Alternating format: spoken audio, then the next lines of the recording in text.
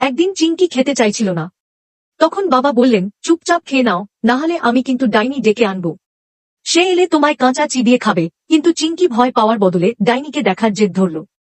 বাবাও বিরক্ত হয়ে বললেন, এখন খেয়ে নাও, কাল রাত 12টায় ডাইনি আমাদের বাড়ি আসবে। এই কথা শুনে চিংকি কাঁদা থামিয়ে খেতে শুরু করল। পরদিন বাবা একজন মহিলা অ্যাক্টরকে কিছু টাকা দিয়ে বললেন, কাল রাত 12টায় ডাইনি সেজে আমাদের বাড়িতে এসো। রাত 12টা বাজতেই সবাই ডাইনির অপেক্ষায়।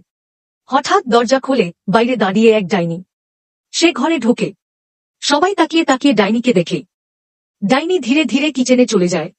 কিচেন থেকে হাঁড়ির শব্দ আসে। কিছুক্ষণ পর ডাইনি হাতে খাবারের প্লেট নিয়ে ফিরে আসে।